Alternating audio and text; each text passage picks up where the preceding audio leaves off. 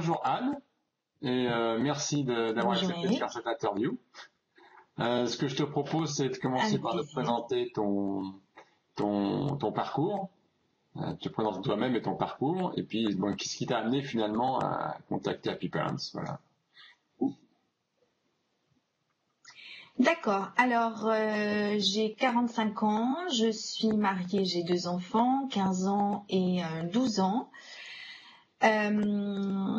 J'ai fait des études de sciences politiques et un parcours dans la communication avant de m'orienter vers des études de français et langue étrangère. Donc, j'ai été prof de français langue étrangère pendant une quinzaine d'années en Espagne. Par le même temps, je m'occupais en fait, j'ai créé une antenne d'une ONG qui s'occupait d'éducation des enfants dans un objectif d'apprendre à se connaître et de tolérance. C'était un programme de l'UNESCO. J'ai géré ça pendant des années sur Barcelone. Alors, quand je suis revenue en France, j'ai voulu, donc en me lançant dans un nouveau projet, donner une cohérence à tout mon parcours. D'accord. Donc je vais revenir juste pour dire, bon, donc effectivement, t'as fait une grosse expérience, notamment sur Barcelone, dans des centres de formation. Et tu reviens en France. Et qu'est-ce qui fait que tu contactes Happy Parents finalement? Alors, qu'est-ce qui fait que je contacte Happy Parents? Je m'étais occupée la dernière année à Barcelone d'une jeune fille dyslexique, enfin qui avait un parcours très très compliqué. C'était la première fois que je faisais ça. Et en fait, quand je suis revenue, j'avais l'idée qui me trottait dans l'esprit donc de m'occuper de jeunes comme ça dans des situations d'apprentissage un peu différentes. Enfin, d'être dans l'éducation, ça c'est sûr. Et j'avais aussi l'idée de faire du coaching scolaire. Voilà. Donc en fait, j'ai cherché. Je crois bien que j'ai tapé coaching scolaire et c'est là que j'ai vu apparaître Happy Parents en 3e position, quelque chose comme ça, directement sur la première page Google. Oui. D'accord. Donc en fait, ce qui m'a donné envie de contacter Happy Parents, c'est que moi j'avais le désir, je me connais très bien et je m'étais dit si moi-même je crée mes propres produits, je me lancerai jamais, je vais attendre que ce soit parfait, etc. Donc je voulais des contenus existants. Ça c'est très très important pour moi. Ce qui était important aussi pour moi, c'est que j'aimais beaucoup le concept d'entreprendre, mais je connaissais fort bien le revers de la médaille qui était la solitude. Donc, je voulais avoir accès à un réseau. Ça, c'était très important pour moi. Et une crédibilité, une notoriété qui fasse que je puisse me lancer tout de suite avec une assise commerciale. D'accord. Et alors donc comment Alors sont passés ensuite, les pourquoi premiers Happy contacts? Parents? Parce que, voilà, premier contact. Et en fait, ce que j'ai décidé de faire très vite, c'est de tester pour mes enfants, puisque je me suis dit, ben, c'est quand même formidable, j'ai les cobayes à la maison, donc je vais tester sur mes enfants avant de voir moi-même, quoi. Et j'avoue que ce qui m'a tout de suite plu et ce qui fait que d'autres systèmes, c'est qu'on voyait tout de suite, et pour moi ça c'était très important, que l'enfant était vu dans sa globalité et que la réussite était totalement liée à l'épanouissement. Et moi ça a fait tilt parce que j'en étais convaincue, donc ça prêchait une convaincue, mais il y avait tout le contenu derrière qui se fondait sur ces deux principes, réussite scolaire ne va pas épanouissement et enfant dans sa globalité. Ah, tout à fait. D'accord. Et alors donc là-dessus, donc tu as commencé par quoi? Qu'est-ce que tu as pris comme formation? Alors, donc, je me souviens avoir testé sur mes enfants apprendre à apprendre, parce que je suis une passionnée des apprentissages, donc ça c'était. Et alors ensuite, je me souviens avoir pris la décision de rencontrer Bernadette au mois de janvier. Très important pour moi de bénéficier du fait qu'on était à 100 km l'une de l'autre et que, Oui, j'ai pas précisé au et que je départ que pouvais. t'es sur Annecy. Voilà, je suis sur Annecy, oui, oui, oui. Donc je voulais absolument profiter d'avoir un contact. On a eu plusieurs contacts téléphoniques et on avait pris rendez-vous pour le mois de janvier 2013. J'avais l'idée en fait de démarrer d'abord, de prendre des formations en scolaire, puis de prendre ensuite des formations en intelligence émotionnelle et relationnelle. Et après notre entretien, Bernadette m'a conseillé de prendre l'atelier philo. Et j'ai eu vraiment, mais j'ai eu bien fait de lui faire confiance parce que c'est de là que tout a démarré. En fait, si j'avais un conseil à donner, c'est ça, c'est de vraiment faire confiance à Bernadette sur la prescription des formations par rapport à ce en fait. Donc, t'as été coupé, je me suis... excuse-moi. La prescription de Oui, la je formation. disais, c'était de faire confiance à Bernadette par rapport à ce qu'elle peut sentir comme potentiel chez le futur formateur ou la future formatrice. D'accord. Donc, ne pas hésiter à demander conseil par rapport au plan de formation qu'on peut se faire initial. Donc, j'ai pris français, maths, apprendre à apprendre et atelier philo pour commencer. D'accord. J'ai démarré dans la foulée avec. Alors, puis j'ai pris aussi le coaching familial. Ça aussi sur le conseil de Bernadette pour démarrer pour avoir un protocole de diagnostic du geste pédagogique. Donc, et j'ai démarré dans la foulée avec la directrice de l'école de ma fille qui m'a fait confiance tout de suite.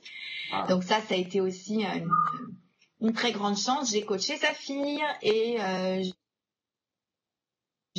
juste après les vacances de février, c'est-à-dire 4 semaines après le rendez-vous avec Bernadette. D'accord, donc 4 semaines après avoir démarré ta formation, en fait, parce que bon, à une semaine près, tu as pu avoir un premier contact et commencer tes cours. Tout à fait. D'accord. Tout à fait. Donc j'ai démarré en atelier philo avec un groupe de 6 enfants en primaire à l'école. D'accord, wow. Et puis j'ai ensuite atelier philo chez moi à partir des vacances de Pâques. D'accord. Donc c'est vrai, c'est vraiment cet atelier philo que je n'aurais jamais pris moi toute seule. Alors que même c'est vrai que ce qui me faisait le plus plaisir et qui me tentait le plus, mais je pensais que j'allais avoir plus de demandes d'abord en scolaire, que ce serait un peu plus raisonnable et puis en fait non. Donc voilà, et j'ai pu faire des stages de remise à niveau dès l'été. Bon, eh ben écoute, Anne, donc effectivement on a une petite coupure. Est-ce qu'on pourrait repartir voilà des formations, et notamment donc le fait qu'elles soient à distance et en autonomie, comment t'as perçu ça par rapport à des formations en présentiel, etc. Pour moi, c'était un grand atout, c'était même essentiel parce que je suis maman, j'ai un enfant à l'étranger, donc il était hors de question de partir à l'autre bout de la France, me former en présentiel. Et je suis quelqu'un de très autonome, donc ça me plaisait particulièrement. Donc c'est vrai que ça correspondait très bien. En plus, comme je ne savais pas trop comment ça allait démarrer, je me suis dit au moins au niveau de, enfin c'est moi qui vais gérer mon temps, donc soit j'aurai plein de temps, soit j'en aurai moins. En tout cas, voilà, ça pourra s'adapter quand même à mon début d'activité et au fait que voilà, j'ai un emploi du temps où je voulais, enfin c'était quand même aussi un des choix de faire ce métier, de m'adresser à Happy Parents, c'est de pouvoir concilier vie familiale et vie professionnelle. Donc c'était très cohérent le fait que ce soit à distance. D'accord. Ok. Et donc bon, ça s'est passé sans problème. L'accès au site, etc. Le coaching à distance l'accès aussi au avec site Bernadette. est très facile. Il n'y a jamais eu de soucis. J'ai trouvé ça très bien fait. Je m'y suis vite adaptée. Donc non, c'était fluide et bien comme support. Moi, je me suis vite fait. Oui. D'accord. Alors donc pour revenir un peu à ton démarrage, donc effectivement finalement tu as pris les formations au début 2013, c'est ça? Voilà. Oui. Et donc tu as eu rapidement au bout d'un mois donc la première prestation pour une école en fait. Et puis petit à petit tu as monté ton atelier philo chez toi. Et puis après comment ça s'est déroulé tout ça? Alors après, j'ai commencé à avoir des cours particuliers et D'accord. du coaching individuel à la maison. Les vacances d'été sont vite arrivées. J'ai pu monter 3 stages de remise Remise à niveau. fin août. Ouais, d'accord.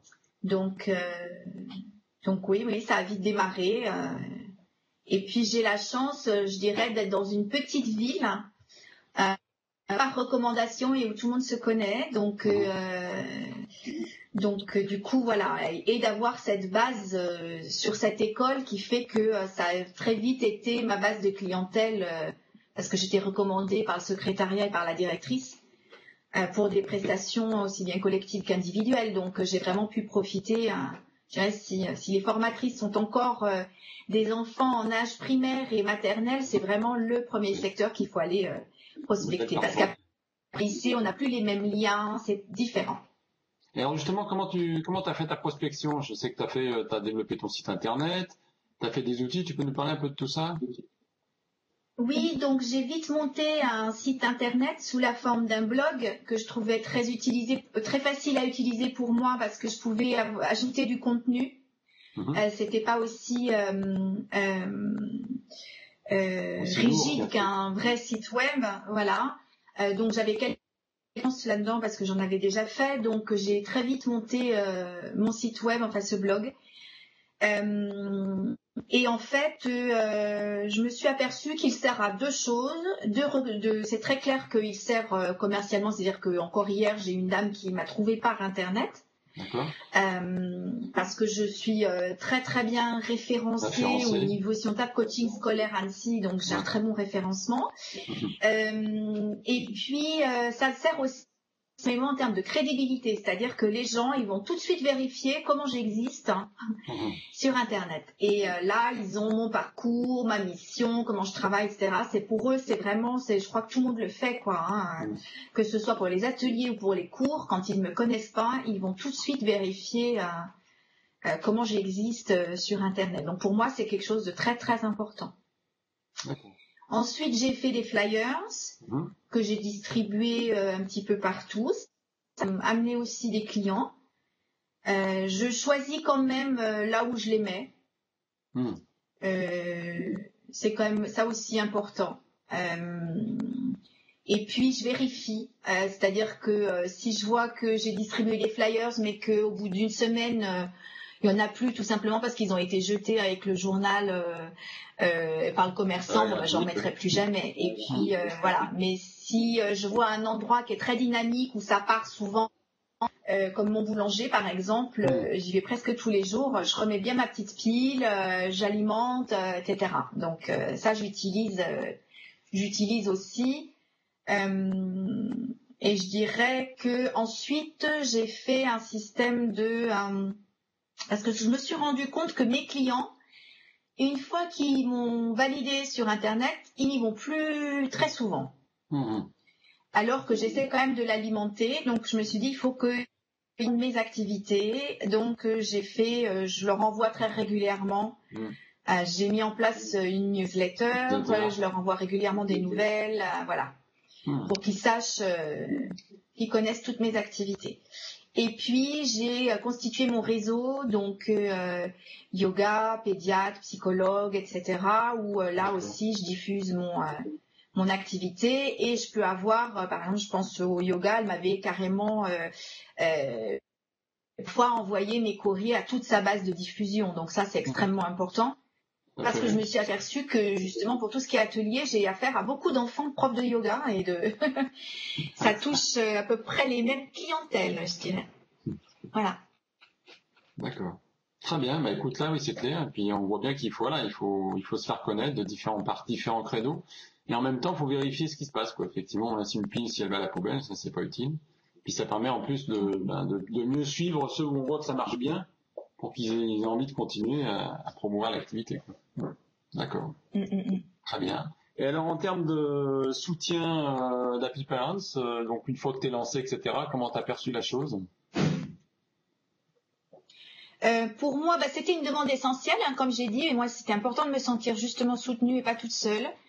Je dois dire que ça a été remarquable. Les mails que j'envoyais à Bernadette, elle les répondait dans la journée, donc une grande activité, avec beaucoup de soutien, des encouragements. Les moments où je me sentais un peu down aussi, elle était toujours là pour m'encourager. Avec son expérience est extrêmement enrichissante, hein, parce que je pense qu'on n'a pas besoin d'inventer la roue tout le temps. Donc c'est vraiment, à chaque fois que j'avais des questions, je lui posais comment tu fais, comment t'as fait, comment t'as rencontré, etc. Pour moi, c'était vraiment important, et en particulier, surtout le soutien j'ai ensuite repris d'autres options, hein. J'ai pris la formation théâtre à la rentrée dernière et la formation gestion de stress, donc qui comprenait une heure par semaine, à la fois en tant que formatrice et en tant que participante, et c'est ça que j'ai trouvé très déterminant. Ce soutien-là, aussi bien personnel que professionnel, a été énorme.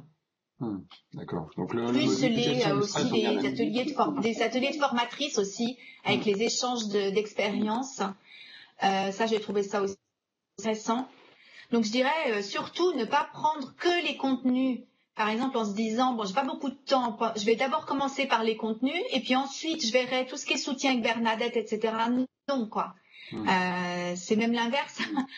Je dirais que l'intérêt particulier de Happy Parents, c'est quand même justement la personnalité de Bernadette, sa disponibilité, son expérience qu'elle partage, et le fait qu'elle sache créer des réseaux de formatrices qui partagent cet esprit de bienveillance et voilà, justement de partage. Donc si on se coupe de ça, on perd les 2/3. Ouais. Ouais, d'ailleurs, j'ai vu que sur la liste de diffusion, par exemple, des formateurs, tu avais participé, tu avais souvent amené des superbes contenus, toi qui es une pro du mind mapping. Ouais, voilà, c'est mon bébé. Cette liste de diffusion qu'on a démarré d'ailleurs récemment, parce qu'on a démarré cette année, elle marche très bien et il y a beaucoup de partage sur cette liste. Donc ça, moi, j'ai trouvé l'idée géniale parce que c'est vrai qu'on a toutes des talents très particuliers, on a tous des backgrounds différents. L'éventail de ce qu'on propose avec Happy Parents est déjà très large. Donc profiter comme ça des talents des unes et des autres, des expériences différentes. Il y en a qui vont avoir une sensibilité plus par-ci, par-là, les lectures aussi, ça nous fait vraiment avancer. Et dans une atmosphère qui booste quand même, parce que c'est vrai qu'on a des moments, comme tout le temps, des moments où c'est moins facile, donc ça aide énormément. Ouais. Moi, j'ai trouvé cette initiative géniale. Et alors donc en termes parce que bon, on monte une activité, c'est quand même aussi pour que ça rapporte quelques sous. Donc comment tu pourrais nous parler un peu de ça, un peu comment ça se passe, par rapport à ce que tu attendais, ce que tu voulais faire?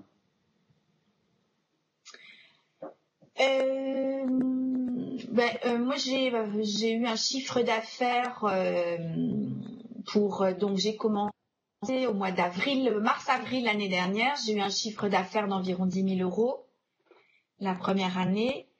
Là, je pense que ça va être beaucoup mieux pour environ 12 heures par semaine. Moi, je suis très contente. D'accord. En même temps, j'ai fait des business plans, comme tout, voilà, je me rends compte quand même, à chaque fois d'ailleurs, je me dis, ça sert pas à grand chose. Parce que c'est quand même une activité et ça c'est pour ça que je savoure le fait maintenant d'avoir de l'expérience, etc.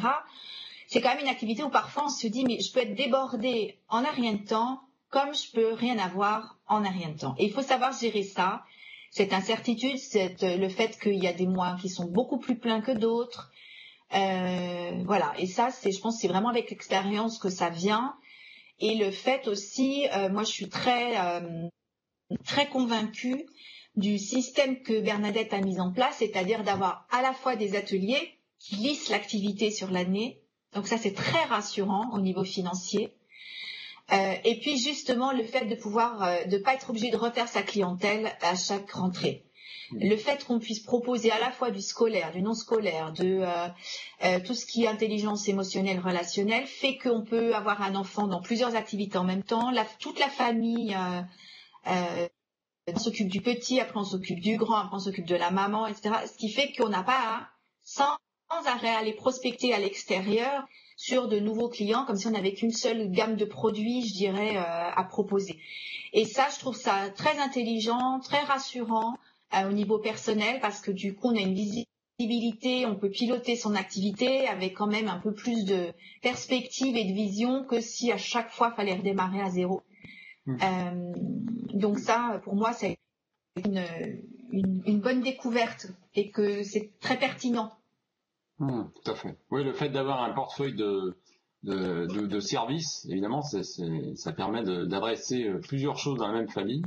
Et donc forcément, voilà, comme tu disais, un enfant, l'autre enfant, la maman, parfois le papa, parfois même des fois les grands-parents. Oui, je sais. Ouais. Non, c'est vrai que ça, on se rend compte quand même. Ouais. Et on se rend compte que on établit une confiance telle que en fait on devient le référent de la famille, quoi. Donc comme ensuite, je le disais au début, ça marche par recommandation. Dans une petite ville comme la mienne, c'est très clair que ça aide aussi énormément parce qu'en fait, voilà, il y a un bobo au niveau scolaire ou de l'adolescence ou de la petite enfance, on va voir Anne. Donc ça c'est quand même c'est un privilège et grande sécurisation, oui. D'accord. Et après, sur l'aspect labellisation, donc nous, c'est vrai qu'on pousse un peu nos formateurs à se labelliser. Comment tu vois cet aspect labellisation?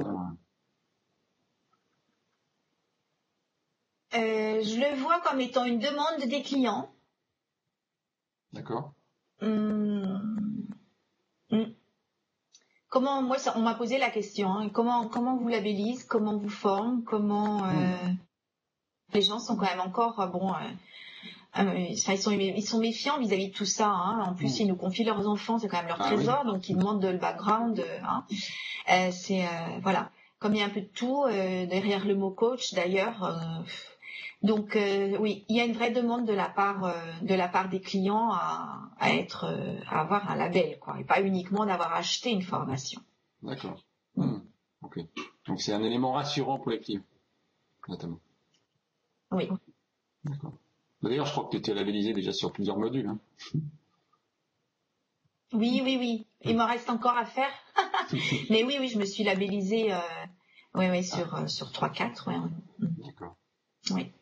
Ok. Et alors donc, maintenant que tu as un peu de recul par rapport à tout ça, qu'est-ce que tu dirais en termes de différenciation pédagogique par rapport des outils Appearance par rapport à d'autres approches en fait? Pour toi, c'est quoi les éléments clés On parle beaucoup de psychologie et d'éducation positive. Bernadette, elle est dedans depuis 15 ans, quoi. Donc voilà. C'est vraiment ça. Je pense que moi, ce qui m'avait aussi beaucoup décidé, c'est d'avoir vu qu'elle avait été expatriée, qu'elle avait travaillé aux États-Unis.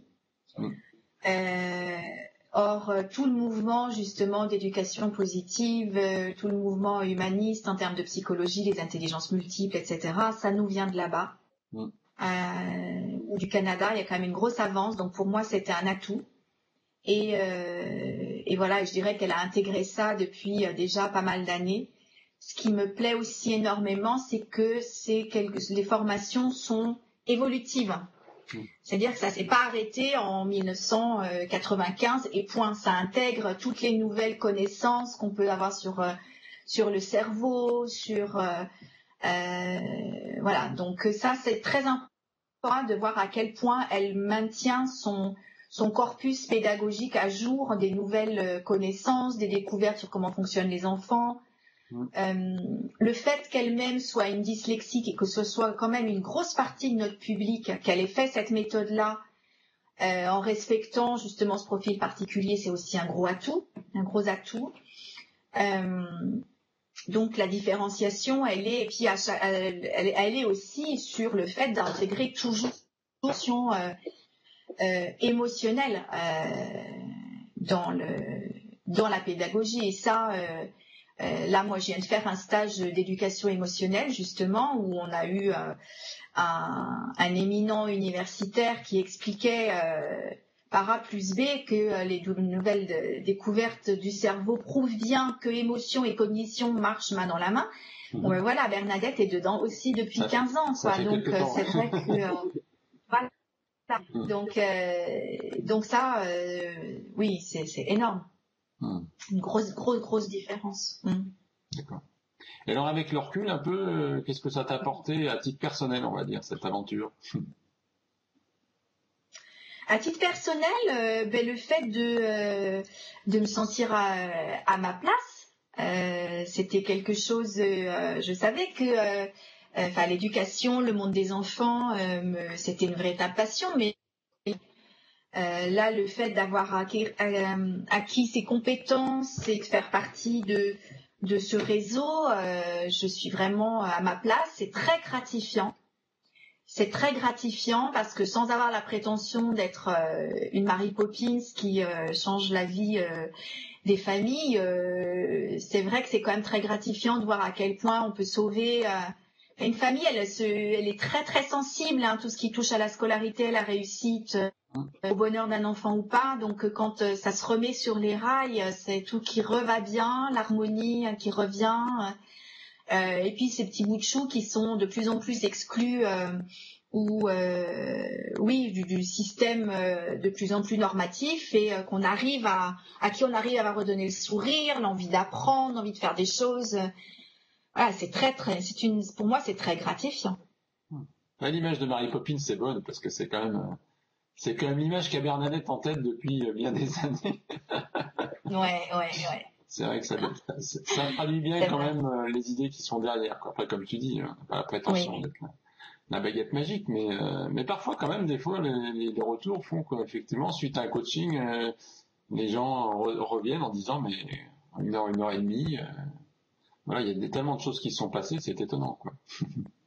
Donc, oui, je crois qu'en fait, on change le regard aussi des parents sur leurs enfants. Le regard qu'a l'enfant sur lui-même. Et rien que ça, déjà, à la base, c'est énorme. C'est énorme. On a souvent affaire à des familles qui ont catalogué, hélas, leur enfant comme on l'a catalogué à l'école depuis qu'il est tout petit. Donc, ils comprennent pas comment il fonctionne. Ils sont complètement démunis. Puis un enfant qui a perdu toute estime de soi. Et c'est vrai que quand on leur remet, quand on leur change leur paire de lunettes en fait et qu'on leur dit non, attends, votre enfant il est tout à fait intelligent et regarde toi l'intelligence que tu as, c'est merveilleux, c'est autre chose et on va vous apprendre vous en tant que parent à lire votre enfant et rien que ça, c'est vrai que c'est un côté magique évidemment parce que ça remet toute chose dans une autre perspective quoi, beaucoup plus positive. Tout à fait. Très bien. Ben écoute, et alors quelles sont tes prochaines étapes?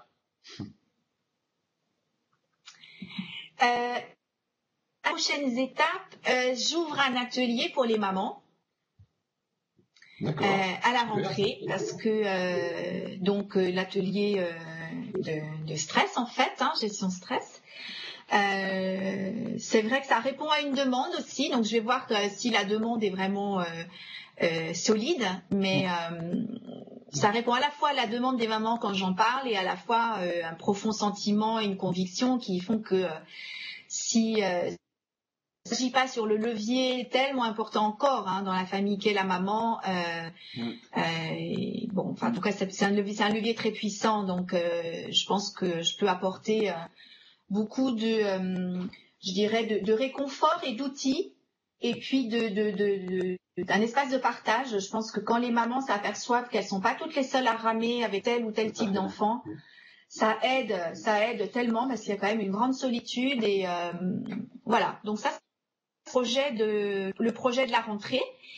Et puis un autre projet qui se met en place aussi, c'est une autre école qui a accepté de me faire confiance, une école américaine bilingue, où là je vais proposer aussi les ateliers philo et les ateliers théâtre. Je m'épanouis par le théâtre pour les plus petits. Donc je démarre ça à la rentrée. Ah ben c'est une entrée en force alors. Super. Oui, ça continue. Alors je suis ravie. Oui, vas-y, je t'en prie. Non, je suis ravie, parce que c'est vrai que les portes s'ouvrent. Voilà. Le projet aussi, et ça, je pense que il faut que je me donne un petit peu de coup de pied, c'est de faire des conférences.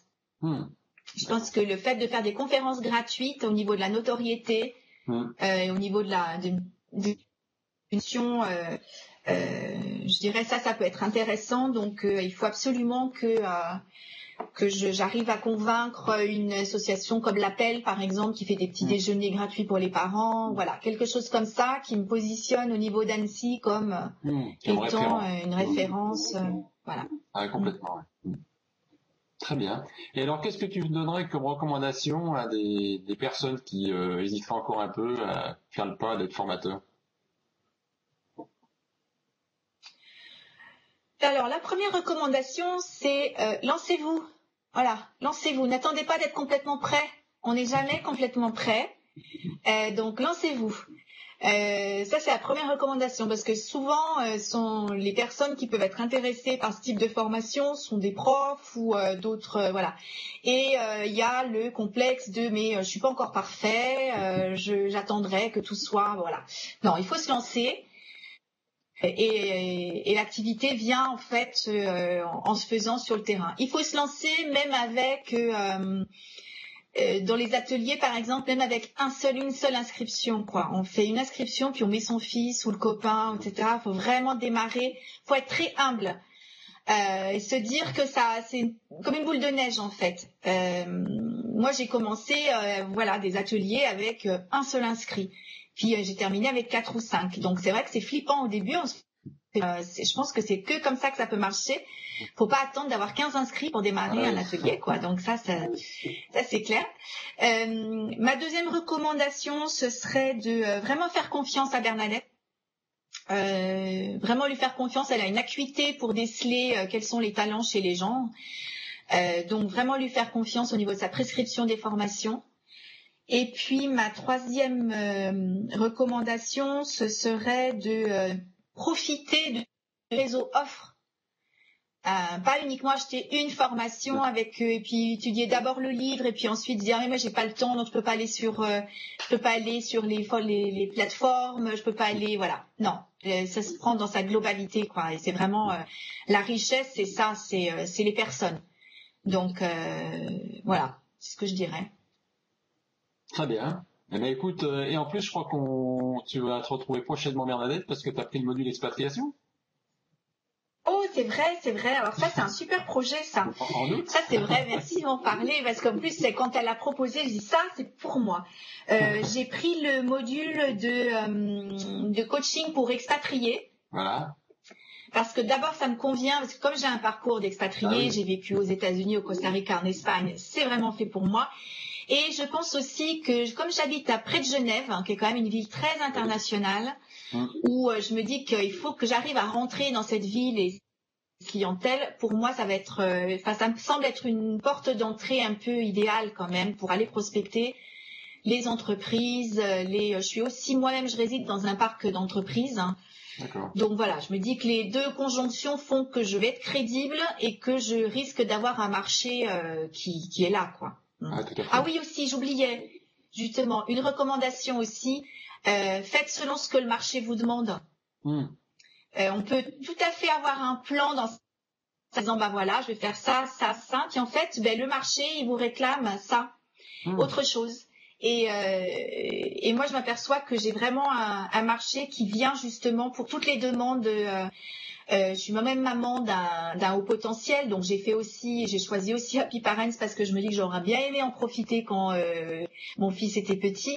Mais je m'aperçois que j'attire beaucoup aussi ce type de clientèle, ce qui est normal, je suis crédible en tant que maman. Ah oui. Voilà, donc évidemment, atelier philo, ça allait de soi.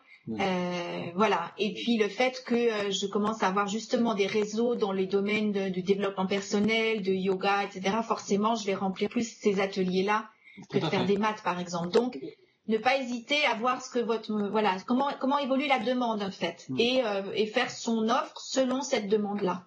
Voilà. Sachant que la demande, comme tu dis, elle dépend beaucoup de ton réseau, quoi. Oui, complètement. Voilà. Le réseau, la personnalité. Si là, des gens qui sont dans le développement personnel, forcément, tu vas attirer plus de gens sur le développement émotionnel. Voilà. Alors, quelqu'un qui va être très avec des profs, etc., bah, finalement, le côté soutien scolaire va peut-être plus fonctionner. Et puis après, comme tu dis, Tout à fait. il faut regarder ce qui arrive et puis voilà, il faut décider en fonction. Oui, il faut s'adapter. Moi, je suis dans une ville, par exemple, le deuxième trimestre, ils sont tous au ski. Bon, il faut que j'adapte mes ateliers à ça, quoi. Voilà. Donc, ça aussi, c'est important, je pense, de bien connaître là où on est, quoi. Ouais, je pense qu'on fait pas le même référence si j'étais en Bretagne, si j'étais en Italie, si je suis à Annecy ou à Paris, ça c'est sûr. Donc, bien prendre le temps aussi de connaître son marché local, comment ça fonctionne. Complètement. Ah oui, justement, c'était avant-hier, j'avais un interview avec Lynn Coudray en Guyane, donc c'est encore un autre marché. Oui. Ah ben là, ouais, c'est autre chose. Hein. Ouais, Ça permet de voir tout à fait. Non, il y avait vraiment des particularités. Chaque personne va adapter en fait le concept en fonction d'elle-même d'abord et de son environnement. Oui, complètement. Oui.